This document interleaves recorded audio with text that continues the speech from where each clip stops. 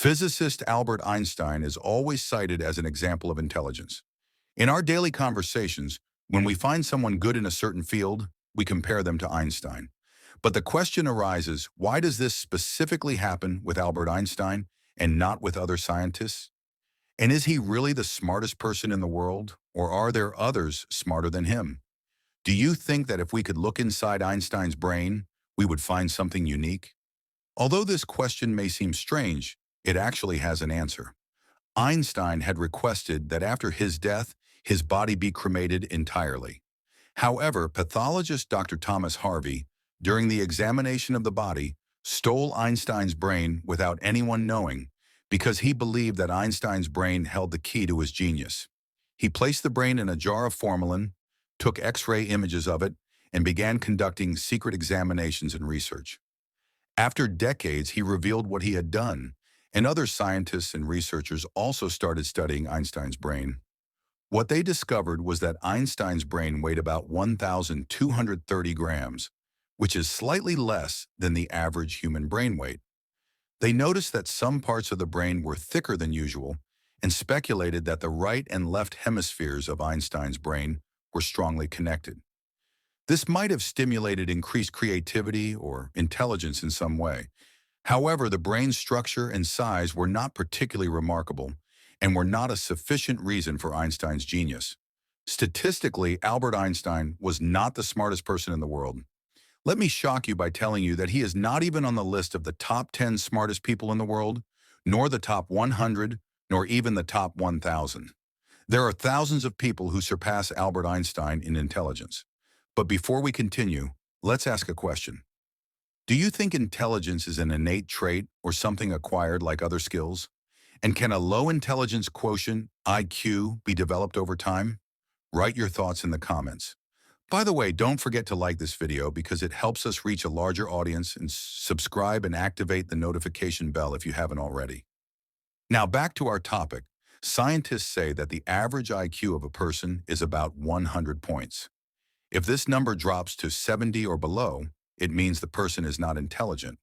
But if it reaches 130 or above, it means the person is very intelligent. When they estimated Albert Einstein's IQ, they found it to be about 160. Before you get impressed and think this is an extraordinary number, let me tell you that there are people in the world with much higher IQs. For example, Isaac Newton is estimated to have had an IQ of 190. The famous chess player Garry Kasparov has an IQ of 194. Australian mathematician Terence, who obtained his bachelor's and master's degrees at the age of 16, has an IQ of 230. American mathematician William James Sidis is estimated by researchers to have had an IQ of 250. This person was fluent in several languages, including Latin, French, German, and Turkish, by the age of 8. The point here is that all these people and many others, when compared to Einstein, have much higher IQs. Yet despite this, Einstein's name remains uniquely associated with intelligence and genius. Why is that? The reason is that IQ is not a sufficient measure to judge a person's intelligence. Standard IQ tests like the Stanford-Binet and the Wechsler scales highlight certain aspects of a person's intelligence, but do not capture all of their mental abilities. These tests often rely heavily on attention, distinguishing between objects, and memory skills like number recall and completing sentences. Most questions in these tests require speed to answer correctly. If a person is not fast enough, their IQ score will be lower. These reasons make IQ tests incomplete and insufficient for judging a person's intelligence. Yes, quick-wittedness is important, but it is just one aspect and cannot be the sole basis for judgment. It is like a student who is knowledgeable and well-prepared, but slow in writing. We cannot judge them as unprepared. There are different types of intelligence. Some people have high linguistic and verbal intelligence, excelling in reading, writing, and describing things. Others have mathematical intelligence, with a high ability to solve mathematical problems, puzzles, and assembling and disassembling objects. Some others have spatial intelligence, excelling in dealing with images, colors, and drawings in a unique way. All these types of intelligence cannot be overlooked. The purpose of all this is to show that Einstein had a specific kind of intelligence that was not present in other scientists of his time. This was the ability to analyze information, bold scientific imagination, and connect concepts. Einstein was not the best in mathematics, as he admitted himself. He used to ask his first wife, Mileva, and his physicist friend, Michel Besso, to help him solve mathematical problems he faced. But he had unique imaginations and visions that no one else had, which he tried to translate into scientific theories and verify their accuracy. This is what Einstein was exceptionally good at. For example, the Australian mathematician Terence, with an IQ of 230, might be smarter than Einstein in quick calculations. But this does not prevent Einstein from being superior in bold scientific imagination. Einstein's contemporaries described him as combining science and philosophy because of his strange scientific concepts. In 1915, he published the General Theory of Relativity, which dealt with gravity and revised Newton's law of universal gravitation that had been accepted for over 2.5 centuries. He caused a great deal of controversy by describing space and time as a single fabric and provided precise equations and relationships predicting the orbits of planets around the sun.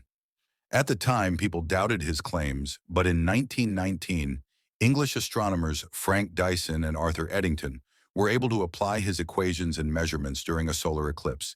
And surprisingly, everything Einstein predicted turned out to be correct. After redefining gravity and connecting space with time, Einstein spoke in his research papers about gravitational waves and predicted the existence of a strange cosmic object he called a black hole. At that time, no one understood what he was talking about or had the means to verify his claims. Radio astronomy was very modest. But astonishingly, about 100 years after the theory, Einstein's prediction came true. In 2016, the LIGO Observatory in the United States announced that they had detected gravitational waves, confirming their existence. The scientists responsible for this discovery won the Nobel Prize in Physics, including physicists Rainer Weiss and Barry Barish. In 2019, we witnessed the first ever image of a black hole, which caused a stir in the scientific community because the captured image closely matched Einstein's predictions. Perhaps one of the main reasons for Einstein's fame is that his conclusions and equations continue to prove their reliability over time. Modern physics has been built entirely on his theories, leading to numerous applications that benefit humanity, such as the global positioning system, GPS technology that we all use on our phones, which directly relies on the equations of the theory of relativity. Moreover, Einstein was very well suited for fame, from his appearance and unusual hair to his quotes, speaking style, humor, and unique smile.